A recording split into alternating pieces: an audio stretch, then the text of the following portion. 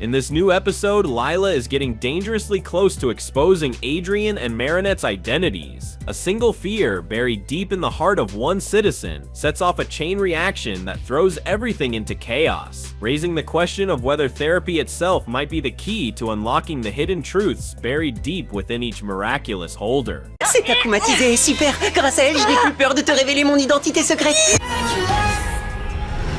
What was supposed to be a calm day at the beach turns into disaster when the city is hit hard and the train tracks are severely damaged. Luckily, Vesperia is by Ladybug's side, helping her fight back. She's doing everything she can to be the hero, though not everyone seems willing to be saved.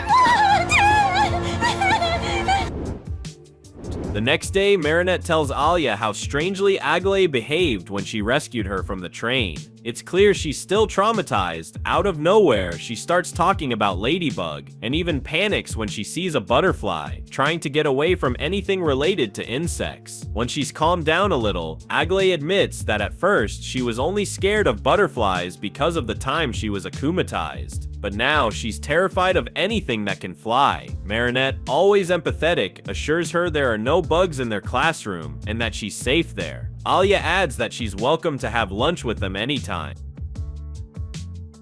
Marinette can't help feeling it might all be her fault for not managing to capture the butterfly Miraculous. But Alya's more grounded in her response. Marinette can't blame herself for things she can't control. She's done more than enough for the city by saving it time after time whenever someone is akumatized. The trauma people are left with isn't her burden to carry.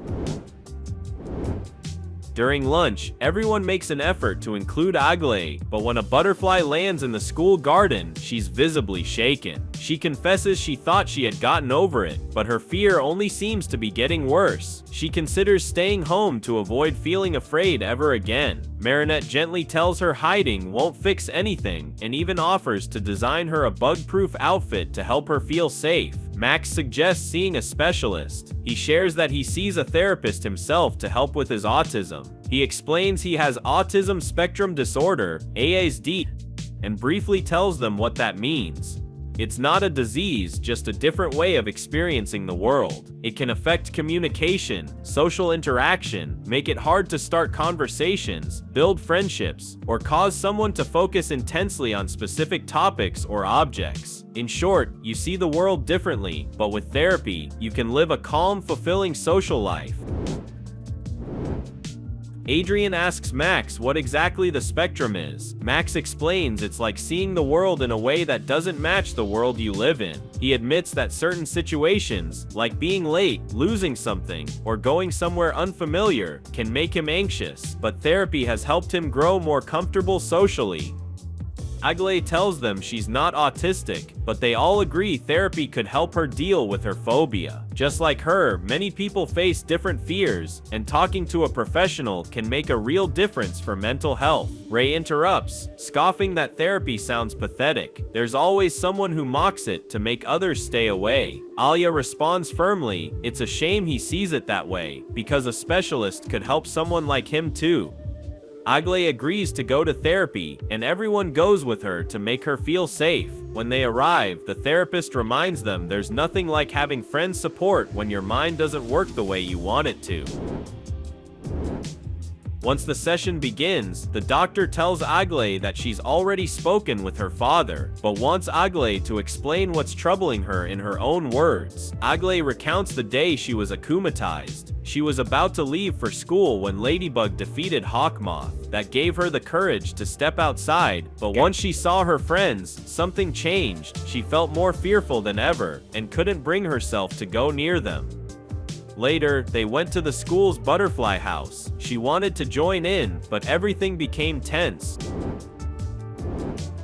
Outside, while everyone waits for Aglaé, Adrien notices a magazine with his father on the cover, but pretends not to care. Alya uses the moment to remind them how important therapy can be for processing trauma. She compares therapy to being stuck in a mental video game. People can stand by your side, but sometimes you need someone specialized to help you find the exit.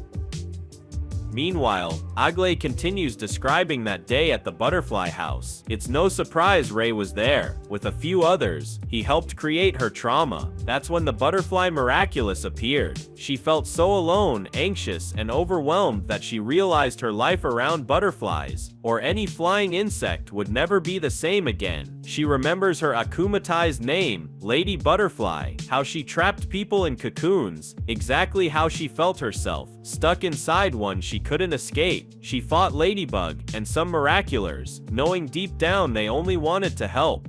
When they defeated her and took the Miraculous, it felt like things would settle down, but then she was akumatized again. That's what haunts her. The therapist asks why she's so afraid of being akumatized again, if it hasn't happened, and probably won't. Aglaé shows her a picture of the tower and admits she's scared of losing everything. That fear has made her feel desperate and constantly anxious. She confesses her biggest fear is disappearing, never seeing her friends or family again, never enjoying the things she loves. She knows Ladybug has always been there for the akumatized, but just remembering the butterfly landing on her shoulder is terrifying. The therapist explains she can't control the future. Working through trauma takes time. She schedules another session and gives Aglaé some daily exercises.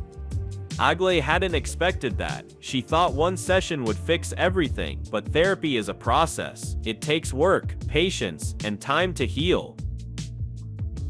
Aglaé grows frustrated. She thought therapy would work like Ladybug does with akumatized victims, save them on the spot and make everything better. Angry, anxious, and hurt, she yells at the therapist for not doing more. If nothing's going to change, she doesn't see the point in coming back. It seems Aglaé might be akumatized again, but she's already too scarred for the writers to put her through that twice. This time, it's the therapist who gets akumatized. Lila approaches her in the guise of a therapy session. She plays with her emotions, pointing out how painful it must be to not be able to help every patient.